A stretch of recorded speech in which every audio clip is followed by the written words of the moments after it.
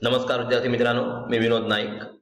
आपण पाहत आहोत विज्ञान भाग दुसरा इयत्ता 10वी यामधील तिसरा लेसन, ज्याचं नाव आहे सजीवांतील जीवन प्रक्रिया भाग 2.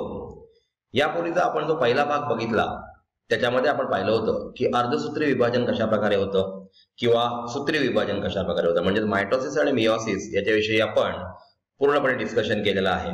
म्हणजे सजीवांमध्ये जेव्हा लैंगिक प्रजनन होतं, लैंगिक प्रजनन म्हणजे तुम्हाला माहिती आहे की मेल आणि फिमेल गॅमेट एकत्र येतात, ही युग्मक एकत्र येतात आणि त्याच्यापासून नवीन प्रोजेनी म्हणजे संतती तयार होते आणि त्याच्या शरीरामध्ये त्याच्या पॅरेंट्स मध्ये असलेल्या गुणसूत्रापैकी निम्मी गुणसूत्र जातात आणि त्याच्यापासून एक हॅप्लॉइड पासून डिप्लॉइड असा न्यूक्लियस तयार होतो आणि अशा प्रकारचे स्ट्रक्चर तयार होतं. त्याच्यामध्ये आपल्याला माहिती आहे की 22 जोड्या ज्या असतात त्या ऑटोसोमच्या म्हणजे समजात गुणसूत्रांच्या असतात, तर 23वी जोडी जी असते ती असते सेक्स डिटर्मिनेशन करणाऱ्या गुणसूत्रांची जोडी. जसं ह्याच्यामध्ये फिमेलमध्ये XX शेवटची जोडी किंवा मेलमध्ये XY. मग कोणाचं XX यांचं मिलन झालं की आपल्याला माहिती आहे की मुलगी जन्माला येते आणि XY यांचं मिलन झालं की मुलगा जन्माला येतो. अशा प्रकारे 50-50% चान्स असतो. तर अशा प्रकारे लैंगिक प्रजनन आणि अलैंगिक प्रजनन वनस्पतींमध्ये आणि इतर प्राण्यांमध्ये, जसं की आपण मानवी प्राण्यांमध्ये कशा प्रकारे लैंगिक प्रजनन होतं त्याविषयी आपण या पाठामध्ये पाहणार आहोत. इथे पहा, सजीवांतील महत्वाच्या जीवन प्रक्रिया कोणत्या आहेत. आपल्याला माहित आहे रेस्पिरेशन म्हणजे आपण श्वासोच्छ्वास करतो, किंवा डायजेशन आपण खाल्लेलं अन्न पचतं किंवा ते ओइसोफॅगस मधून स्टमक मध्ये जातं, स्टमक मधून स्मॉल इंटेस्टाईन मधून लार्ज इंटेस्टाईन आणि तिथून ते एनस मार्फत बाहेर फेकलं जातं. म्हणजे डायजेशनची प्रक्रिया ही सुद्धा महत्वाची प्रक्रिया आहे. त्याच्यानंतर आपण बघितलं नर्वस सिस्टीम, म्हणजे संवेदनेचं काम करतं. साथ प्रतिसाद कशा प्रकारे दिली जाते शरीराकडून. त्याच्यानंतर आपण बघितलं उत्सर्जन संस्था, म्हणजे आपल्या शरीरामध्ये असलेला नायट्रोजन कशा प्रकारे फिल्ट्रेट करून किडनी वाटे म्हणजे किडनीमध्ये असलेल्या नेफ्रॉन वाटे बाहेर फेकले जातात, हे आपण पाहिलेलं आहे. म्हणजे सजीवातील महत्वाच्या या जीवन प्रक्रिया आहेत. शरीरात ऊर्जा निर्मितीसाठी कोणकोणत्या जीवन प्रक्रिया आवश्यक आहेत. आपल्याला माहित आहे की ऊर्जा निर्मिती कशा प्रकारे केली जाते. आपण जे अन्न खातो त्याचं रूपांतर ग्लुकोज मध्ये होतं आणि त्याच्यानंतर आपण श्वास घेतला असताना ऑक्सिजन आतमध्ये जातो आणि हिमोग्लोबिन, रक्तामध्ये असलेलं जे हिमोग्लोबिन हे घटक आहे ते हा ऑक्सिजन पूर्ण प्रत्येक सेल पर्यंत पोहोचवतो आणि या सेलमध्ये क्रेब्स सायकल मार्फत रिएक्शन होते. त्याच्यामध्ये कार्बन डायऑक्साईड बाय प्रोडक्ट आहे जो आपण उच्छ्वासावाटे बाहेर फेकतो आणि महत्वाचं म्हणजे 38 मॉलिक्युल्स ऑफ ATP म्हणजे एडिनोसिन ट्रायफॉस्फेट तयार होतात आणि तयार झालेली ऊर्जा जी आहे ती आपल्या मायटोकॉन्ड्रियामध्ये म्हणजे तंतुकणिकेमध्ये साठवली जाते. म्हणजे शरीरात ऊर्जा निर्मितीसाठी या जीवन प्रक्रिया खूप महत्वाच्या आहेत. आता बघा, पेशी विभाजनाचे प्रमुख प्रकार कोणते आहेत, त्यामध्ये काय फरक आहे. आपण यापूर्वीच्या लेसन मध्ये बघितलेलं आहे की मायटोसिस आणि मियोसिस म्हणजे गुणसूत्र विभाजन आणि अर्ध गुणसूत्र विभाजन म्हणजे काय, आणि त्यांच्यामध्ये डिप्लॉइड पासून डिप्लॉइड, जर अलैंगिक प्रजनन असेल तर डिप्लॉइड पासून डिप्लॉइड न्यूक्लियस तयार होतो आणि जर लैंगिक प्रजनन असेल तर डिप्लॉइड पासून हॅप्लॉइड, दोन हॅप्लॉइड एकत्र येऊन त्याच्यापासून द्विगुणित असा न्यूक्लियस तयार होतो. अशा प्रकारे पेशी विभाजन होत असतं. पेशी विभाजनात गुणसूत्रे कोणती भूमिका बजावतात, तर तुम्हाला सांगितलं गुणसूत्र ही कधी कधी अर्ध गुणसूत्र विभाजनाने होते तर कधी कधी गुणसूत्र विभाजनाने होत असते. त्याच्याविषयी आपण डिटेल स्टडी पहिल्या लेसन मध्ये केलेला आहे. इथे बघा, मागील इयत्तांमध्ये आपण विविध जीवन प्रक्रियांचा अभ्यास केला, जसे की पोषण म्हणजे काय, तर डायजेशन. श्वसन म्हणजेच आपण जो श्वासोच्छ्वास करतो, रेस्पिरेटरी सिस्टीम. रक्ताभिसरण म्हणजे आपल्याला माहित आहे की ब्लड सर्क्युलेशन सिस्टीम. उत्सर्जन म्हणजे एक्सक्रेटरी सिस्टीम. संवेदन प्रतिसाद म्हणजे नर्वस सिस्टीमचं काम आहे ते. ह्या प्रक्रिया आपल्या शरीरामध्ये होत असतात. या जीवन प्रक्रियांसारखीच आणखी एक जीवन प्रक्रिया सजीवांमध्ये आढळते आणि ती म्हणजे प्रजनन. पण विद्यार्थी मित्रांनो, लक्षात घ्या, प्रजनन ही जीवन प्रक्रिया आपण जिवंत राहण्यासाठी उपयोगी नाही, तर आपली प्रजाती जिवंत ठेवण्यासाठी उपयोगी असते. म्हणजे कित्येक वर्षापासून हा मानव किंवा इतर प्राणी या पृथ्वीवर अस्तित्वात आहेत. त्यांच्यामध्ये मेल आणि फिमेल गॅमेट एकत्र येऊन त्यांच्यापासून नवीन प्रजाती निर्माण होते आणि त्याच्यामुळे सातत्य टिकवलं जातं. म्हणजे पुढली पिढी अशा बऱ्याचशा पिढ्या तयार होतात from one generation to next generation. म्हणजेच प्रजनन ही सजीवाला जिवंत ठेवण्यासाठी नव्हे, तर प्रजाती जिवंत ठेवण्यासाठी उपयोगी असते. याच्याविषयी आपल्याला नॉलेज आहेच. आता बघा, शेजारील चित्रांचे निरीक्षण करून त्याआधी कोणती जीवन प्रक्रिया होते. बघा, आपण पाहतोय की वनस्पती तयार होते, वनस्पती मोठी झाल्यानंतर त्याच्यापासून सीड्स येतात, सीड्स पासून परत एकदा नवीन पौधा तयार होतो. ब मध्ये बघतोय आपण जी हेन दाखवलेली आहे, कोंबडी दाखवलेली आहे, त्याच्यामध्ये सुद्धा ती अंड देते आणि अंड्यापासून नवीन सजीव निर्माण होतो. त्याच्यानंतर काही जीवन प्रक्रियेमध्ये आपण बघितलेलं की सेल विभाजन, म्हणजे अशा प्रकारे अमिबाचं विभाजन होत असतं. त्याविषयी आपण डिटेल्ड या स्लाइडमध्ये या सेशनमध्ये पाहणार आहोत. तर अशा प्रकारे हे द्विविभाजन झालेलं आहे ट मध्ये दाखवलेलं आणि त्याच्यापासून नवीन 2 सजीव निर्माण झालेले आपल्याला दिसत आहेत. प्रजाती टिकून राहणे म्हणजे काय? आता तुम्हाला सांगितलं बघा, मानवापासून मानवाने जन्म घेतला म्हणजे एका पिढीपासून दुसऱ्या पिढीमध्ये, दुसऱ्या पिढीपासून तिसऱ्या पिढीमध्ये, आणि आज आपण बघतोय की आपली लोकसंख्या खूप वाढलेली आहे, म्हणजे ही प्रजाती टिकून राहिलेली आहे. आता डायनोसॉर आपल्या इथे पृथ्वी तलावर अस्तित्वात होते, पण कालांतराने ते एक्सटिंक्ट झाले, म्हणजे बहिष्कृत झाले. म्हणजे याचा अर्थ त्यांची प्रजाती टिकून राहिली नाही. आजकाल आपण बघतोय की आपण tiger reserve forest Chandrapur Tadoba इथे बघतो, ते अशा प्रकारची रिझर्वेशन का करावी लागली? कारण ती प्रजाती टिकून राहिली पाहिजे. कारण हे भक्षक जर टिकून राहिले नाही तर त्यांच्या खाली असलेल्या इतर प्राण्यांची संख्या वाढणार आहे आणि त्याचा इम्बॅलन्स नेचरमध्ये होणार आहे, आणि म्हणून प्रजाती टिकून राहणे महत्वाचे आहे. एका सजीवापासून तयार झालेला त्याच प्रजातीचा दुसरा सजीव हा जनुकीय दृष्ट्या तंतोतंत पहिल्या सजीवासारखाच असतो का? तर होय, जनुकीय दृष्ट्या म्हणजे ह्यांच्यामध्ये 46 गुणसूत्र असतात. जर समजा एखाद दुसरा गुणसूत्र वाढला किंवा कमी झाला तर आपल्या त्याच्यापासून ॲबनॉर्मॅलिटी येते. हे आपण 9व्या इयत्तेत पाहिलेलं आहे आणि ह्या इयत्तेत सुद्धा आपण थोड्या प्रमाणात ते बघणार आहोत. एकाच प्रजातीच्या 2 सजीवांमध्ये तंतोतंत साम्य असणे किंवा नसणे हे कशावर अवलंबून असते? तर विद्यार्थी मित्रांनो लक्षात घ्या, तंतोतंत साम्य असणं हे अलैंगिक प्रजनन होतं, त्यावेळेला तंतोतंत साम्य असतं, आणि जर लैंगिक प्रजनन झालं तर त्याच्यावर साम्य आपल्याला दिसत नाही थोड्या प्रमाणात. म्हणजे आपण बघतो जगामध्ये 7 माणसं एकासारखे दिसतात असं म्हटलं जातं, परंतु एक्झॅक्ट कॉपी ते नसतात, त्यांच्यामध्ये थोडं तरी व्हेरिएशन असतं. म्हणजे हे लैंगिक प्रजननामुळे जे उत्पत्ती झालेली असते त्यांच्यामध्ये तंतोतंत साम्य दिसत नाही, किंवा अलैंगिक प्रजननाने जी हे झालेली असते म्हणजे प्रजाती डेव्हलप झालेली असते त्यांच्यामध्ये मात्र आपल्याला साम्य दिसतं. एका सजीवापासून त्याच प्रजातीचा नवीन सजीव तयार होणे आणि पेशी विभाजन यांचा काय परस्पर संबंध आहे? आपण आता याच्या पुढल्या स्लाइडमध्ये बघणार आहोत अमिबामध्ये कशा प्रकारे साधं पेशी विभाजन होतं, द्विविभाजन, आणि त्याच्यापासून 2 पेशी तयार होतात. त्याच्यावरून तुम्हाला कळेल की एका सजीवापासून त्याच प्रजातीचा नवीन सजीव तयार व्हायला आणि पेशी विभाजन यांचा काय संबंध आहे तो आपण इथे जाणून घेऊ शकतो. एका सजीवापासून त्याच प्रजातीचा नवीन सजीव तयार होण्याच्या प्रक्रियेला प्रजनन असं म्हणतात, म्हणजे त्याला रिप्रोडक्शन असं म्हटलं जातं. प्रत्येक प्रजातीच्या उत्क्रांतीसाठी, उत्क्रांती म्हणजे बदल होत गेले. विद्यार्थी मित्रांनो लक्षात घ्या, याच्यापूर्वी आज आपण बघतोय की 10व्या इयत्तेत 95% अभाव मिळवणारी खूप मुलं असतात, 90% अभाव मिळवणारी सुद्धा खूप मुलं असतात. म्हणजे एवढी डेव्हलपमेंट झालेली आहे, त्याला उत्क्रांती म्हणतात. आपला ब्रेन चांगल्या प्रकारे डेव्हलप झालेला आहे.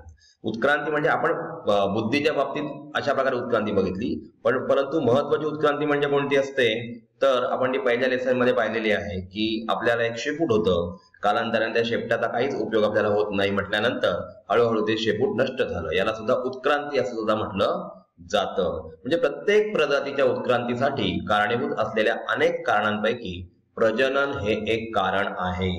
लक्षात ठेवा, एका जनरेशन पासून दुसऱ्या जनरेशन मध्ये काही कॅरेक्टर ट्रान्सफर होतात आणि जी अत्यावश्यक कॅरेक्टर्स आहेत तीच ट्रान्सफर केली जातात असा सिद्धांत काही सायंटिस्टने मांडलेला आहे.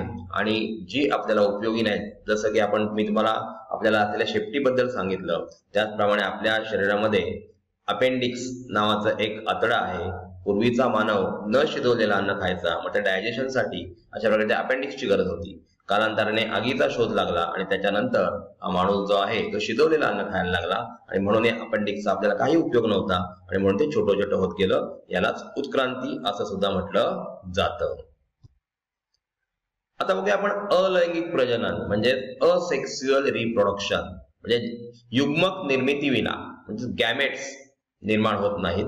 एखाद्या प्रजातीतील एकाच जीवाने अवलंबिलेली नवजात जीवनिर्मिती प्रक्रिया म्हणजे अलैंगिक प्रजनन होय. याच्यामध्ये विद्यार्थी मित्रांनो मेल आणि फिमेल गॅमेट यांचा अंतर्भाव होत नाही. तर एकाच सजीवापासून दोन भिन्न सजीव निर्माण होतात. ते कशा प्रकारे होतात त्याच्याविषयी आपण या सेशन मध्ये पाहणार आहोत. दोन भिन्न पेशींच्या संयोगाशिवाय घडून येणारे हे प्रजनन असल्यामुळे नवजात सजीव हा तंतोतंत मूळ सजीवांसारखा असतो. कारण ह्यांच्यामध्ये जसं आपण सांगितलं की गुणसूत्री विभाजन होतं. जेवढे गुणसूत्र त्यांच्या पॅरेंट्स मध्ये असतात तेवढेच गुणसूत्र त्यांच्या नवीन म्हणजे नवजात सजीव जे तयार होतात त्याच्यामध्ये आलेले असतात. आणि ही पेशी विभाजन आहे. इथे कोणत्याही प्रकारचं मेल किंवा फिमेल गॅमेट एकत्रीकरण झालेलं नाही आणि त्याच्यामुळे त्यांचं व्हेरिएशन दिसत नाही, तर ते सेम आपल्या पॅरेंट सारखेच दिसतात. या प्रजननात केवळ एका जनकापासून नवीन जीवाची गुणसूत्री विभाजनाने निर्मिती होते. जननिक विचरणाचा अभाव म्हणजे याचा अर्थ आपला चेहरा आपल्या पॅरेंट्स पैकी कोणासारखा तरी थोड्याफार प्रमाणात असतो किंवा आपल्या ग्रँड पॅरेंट्स पैकी कोणासारखा तरी थोड्याफार प्रमाणात असतो. हा थोडाफार जो डिफरन्स मिळतो हा कशामुळे होतो तर लैंगिक प्रजननामुळे होतो. परंतु अलैंगिक प्रजननामध्ये अशा प्रकारे कोणतेही व्हेरिएशन दिसत नाहीत. म्हणजे जननिक विचरणाचा अभाव हा अलैंगिक प्रजननाचा तोटा. तर वेगाने होणारे प्रजनन, आता बघा आपण जेव्हा जन्माला येतो तेव्हा आपल्याला 9 महिने आणि 9 दिवस आईच्या पोटात राहावं लागतं. म्हणजे इतक्या कालावधीनंतर आपण जन्माला येतो. परंतु अलैंगिक प्रजनन जे आहे ते फास्ट होणारं प्रजनन आहे आणि हा या पद्धतीचा फायदा आहे.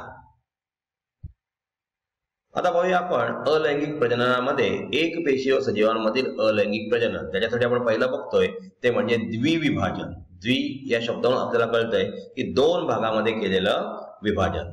आदिकेंद्रकी सजीव म्हणजे जीवाणू, आदिजीव, व्हायरस वगैरे असतात ते, दृश्य केंद्रीय पेशीतील तंतुकणिका आणि हरितलवके ही पेशी अंगके द्विविभाजन पद्धतीने अलैंगिक प्रजनन करतात. म्हणजे याच्यामध्ये मायटोकॉन्ड्रिया आहे, बॅक्टेरियाज आहेत, आदिजीव, प्रोटोझोआज, दृश्य केंद्रकी पेशीमधले आपल्याला हरितलवक तुम्हाला सांगितलंच की क्लोरोफिल ही पेशी अंगके जे असतात ती द्विविभाजन पद्धतीने असेक्स्युअल रिप्रोडक्शन करतात म्हणजेच अलैंगिक प्रजनन करतात. या प्रकारात जनक पेशींचे दोन समान भागात विभाजन होऊन दोन नवजात पेशी तयार होतात.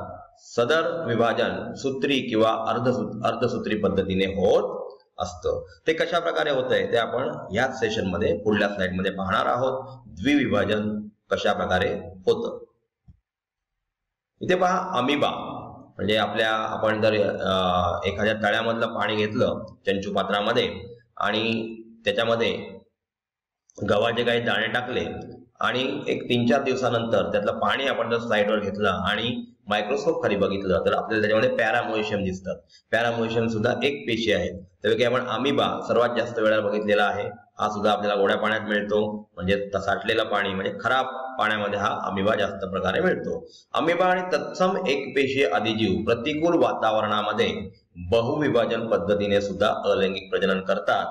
ज्यावेळी अपुरे अन्न, आता आपण द्विविभाजन बघितलं त्याचप्रमाणे अमिबा बहुविभाजन म्हणजे मल्टिपल फ्युजन सुद्धा करतो. विभाजन म्हणजे फ्युजन आणि फ्युजन म्हणजे एकत्र येणं. आपण इथे फ्युजन हा शब्द वापरलेला आहे. बहुविभाजन ज्यावेळी अपुरे अन्न म्हणजे अन्न मिळत नाही अमिबाला किंवा इतर प्रकारची प्रतिकूल परिस्थिती तयार होते त्यावेळी अमिबा छदमपात तयार करत नाही आणि हालचाल थांबवतो. तो गोलाकार होतो आणि गोलाकार झाल्यावर जसं आपण कोंबडीचं अंड बघितलेलं आहे त्याप्रमाणे पेशी पटलाभोवती कठीण संरक्षक कवच तयार करतो. त्याला पुटी असे म्हणतात. त्याला काय म्हणतात? पुटी. म्हणजे ज्या वेळेला अन्न मिळत नाही त्यावेळेला स्वतःचा आकार हा गोल करतो. तुम्हाला माहिती आहे अमिबा आपला आकार कसाही करू शकतो. त्यामुळे ज्या वेळेला अन्न मिळत नाही तेव्हा स्वतःचा आकार गोल करून त्याच्या भोवती एक कठीण असं कवच निर्माण करतो आणि या संरक्षक कवचालाच पुटी असे म्हणतात. इथे पहा पहिला आपण बघूया की अमिबा कशा प्रकारे द्विविभाजन करतो. पहा पहिल्या स्लाइड मध्ये 3.2 मध्ये आपल्याला दिसतंय त्याला साधे विभाजन असं सुद्धा म्हटलं जातं. कारण अमिबा कोणत्याही अक्षामधून विभाजन करू शकतो. त्याला कुठला ठराविक किंवा आडवा किंवा उभा अक्ष लागतो असं नाही. बघा एक अमिबा आहे, त्याच्यानंतर त्याच्या केंद्रकामध्ये 2 पार्ट तयार झालेले आहेत. हळूहळू कॉन्स्ट्रिक्शन तयार होतं म्हणजे आकुंचन पावते मधून सेल अमिबाची आणि त्यापासून नंतर 2 सेपरेट न्यूक्लियस बाजूला जातात आणि 2 नवीन पेशी तयार होतात. म्हणजे याला द्विविभाजन म्हणतात. हे कोणत्याही अक्षातून होत असल्यामुळे याला साधे द्विविभाजन असं सुद्धा म्हटलं जातं. नंतर तुम्हाला सांगितलं की गहू आपण टाकले होते चंचुपात्रामध्ये आणि एका तळ्यातील पाणी घेतलं होतं ज्याच्यामध्ये हिरवळ आहे. तर त्याच्यामध्ये आपल्याला मायक्रोस्कोप खाली बहुसंख्य पॅरामोइशियम द्विविभाजन पद्धतीने प्रजनन करताना दिसले होते मायक्रोस्कोप खाली. आता बघा हा जनक पॅरामोशियम तुम्हाला दिसतोय, चप्पलच्या आकाराचा आहे आणि त्याचं मधून म्हणजे आडवं विभाजन होतं आणि नवजात पॅरामोशियम तयार होतो. याला आडवे द्विविभाजन असं म्हणतात.